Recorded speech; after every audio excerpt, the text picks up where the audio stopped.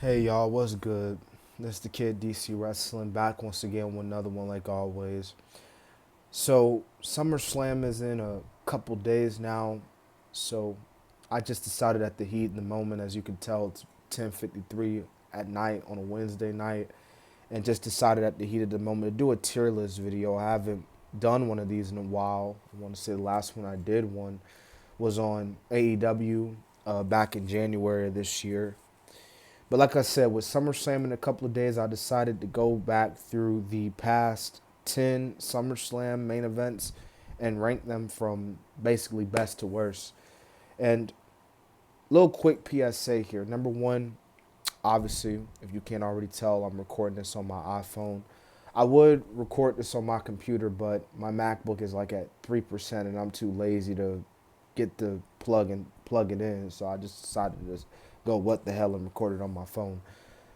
Also, whoever made this tier list, they had it set up to where all the SummerSlam main events from like the very first SummerSlam all the way to 2022. So I had to add the recent one, which was Jay Uso and Roman Reigns Tribal Combat, and basically again start from 2013, which is the first match we're going to talk about on the tier list. But anyways, man, I ain't gonna waste any time. I'm gonna get straight into it. I'm gonna go down the list here from 2013 all the way to 2020 to 2023, and we got John Cena and Daniel Bryan for the WWE Championship. And already, I'm gonna put this at great, man.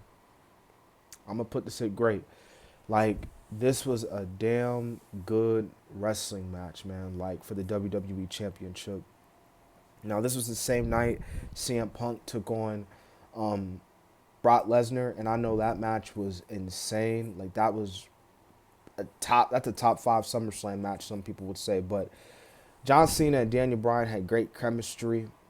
This was John Cena was wrestling with a torn elbow. Like, his elbow was had a lot of fluid built up, so he ended up wrestling with that. But this was also the start of what was probably one of the best storylines in the WWE of that time period, which was Daniel Bryan and the Authority. Triple H turns heel, helps Randy Orton win the match. So this was a great main event, man. It's crazy that this was really the only time that John Cena and Daniel Bryan had fought in this time period. I feel like a rematch down the road would have been just as good. Next one, we got Brock Lesnar and John Cena at SummerSlam 2014. And this is going to be in the epic, man. And the reason why I'm putting this in the epic, because this was the most one-sided squash match like in history, man. This is probably the greatest squash match in WWE history. And it was so crazy because we had never seen all the years John Cena dominating his opponents, hustle, loyalty, respect, never give up, just to get dominated by this beast incarnate Brock Lesnar. Like, this was the birth of Suplex City. This was just Brock Lesnar just tearing apart John Cena's.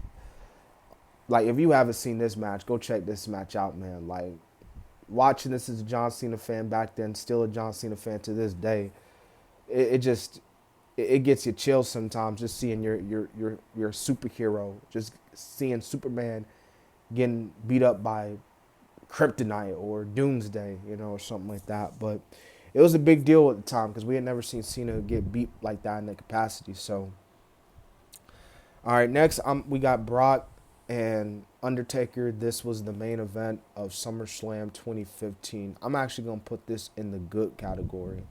You know, um, wow, man. This was like the old gunslinger and the Undertaker versus the powerful warrior and Brock Lesnar. I enjoyed their build up heading into the pay per view, the big brawl they had on Raw. But the match was good for the most part. It had in the end kind of a controversial finish because the referee had rung the bell, and then Brock Undertaker had actually tapped out to the Kimura lock, and then he kicked Brock in the you know what, and then put him in the Hell's Gate, and then Brock gave him the finger and passed out. But nonetheless, it was still a good main event. Looking back at all the Brock and Undertaker matches that they've had, even in the later years, I don't think Brock and Undertaker really never had a bad match against one another. Some may differ, but me personally, I don't think they had a bad match. I think they were really good against one another. So next match I want to talk about is Brock Lesnar versus Braun Strowman, Roman Reigns, Samoa Joe. Yeah, man. This is for the Universal Championship.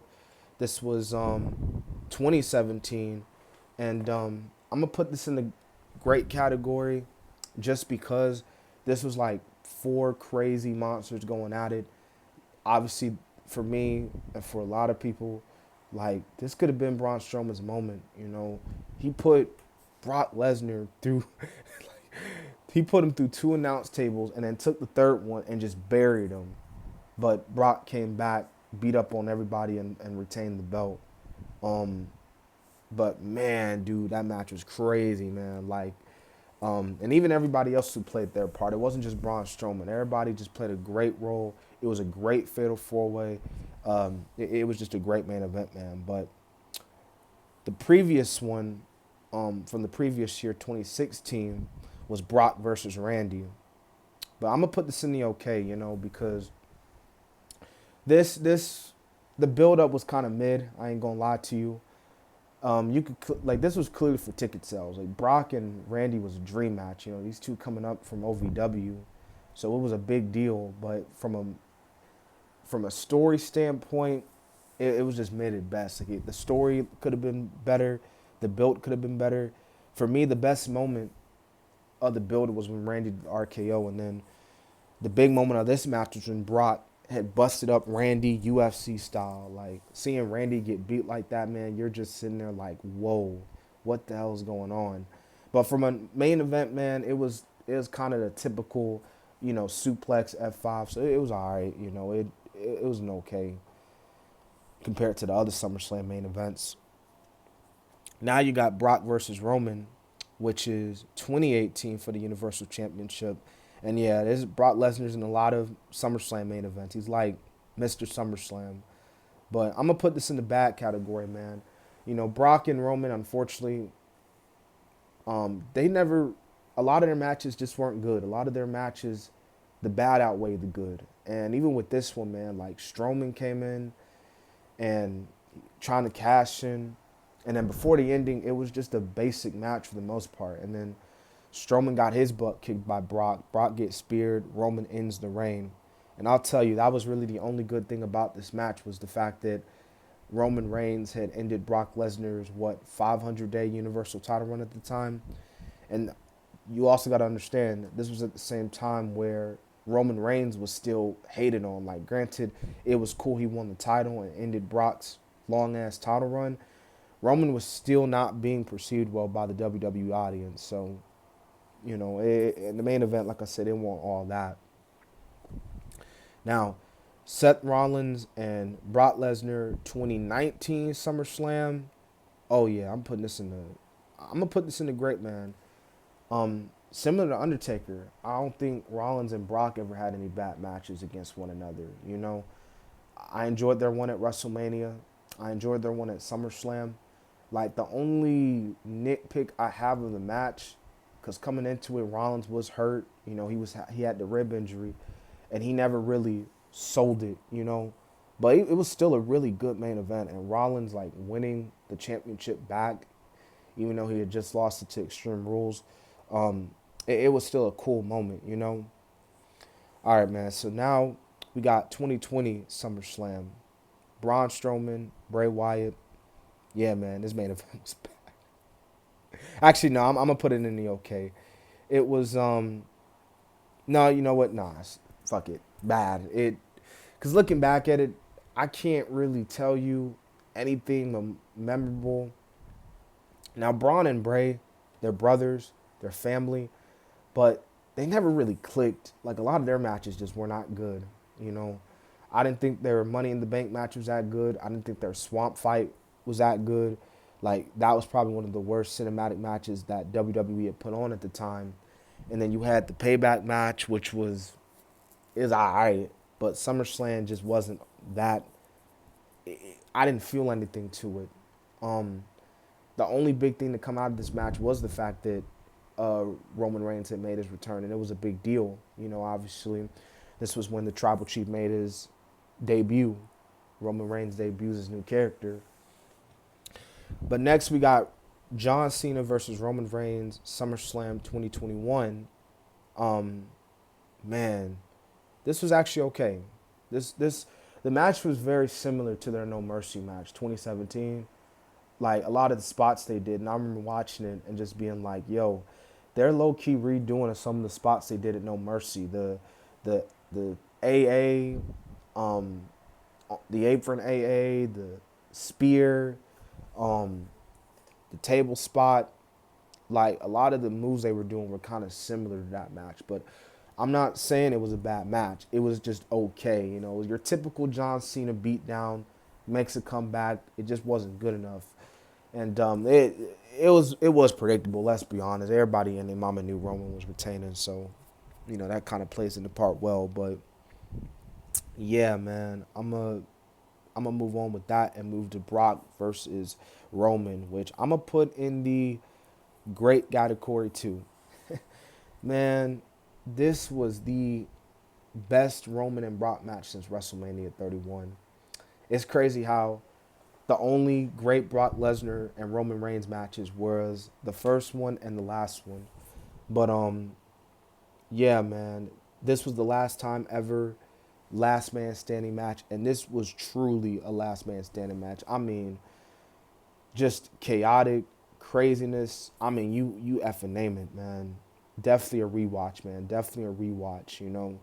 And Roman Reigns piling Brock Lesnar while he's standing over top of him was just an epic moment to end a really, really great match for the Undisputed Universal Championship. And now the final match I'm going to talk about is Roman versus Jay. And you know what, man? I'm going to be real with you. And I ain't saying this as a Roman Reigns fan because I ain't the biggest Roman Reigns fan out there. I love what he does, but there are other people who are just diehard Roman Reigns fans. But you know what? This match was okay. This match was okay. Like looking back at it, it wasn't it wasn't the best. Like it's definitely one of the weakest Roman title defenses. And at this point you can kind of tell like okay, we're kind of entering a period where Roman's title defense in and of itself is entering limbo. But I felt like the match was okay for what it needed to be. You know, the turn really threw a lot of people off, obviously. And I completely understand if you thought this match was bad. But me personally, I thought it was okay. I think it didn't help the fact that they were like 11 o'clock at night. Um, and then, of course, you know, they went over like 30 plus minutes. But outside of that, it was like an okay main event. Um, Definitely different from the matches they had in the Thunderdome because that was like really, really good. And it was kind of a letdown seeing Roman and Jay put on such somewhat of a letdown match, knowing that they just fucking went crazy in the Thunderdome matches. But then again, you could tell that there was that difference between having a crowd and then no crowd. But that has been my SummerSlam tier list video, man. I hope y'all enjoyed.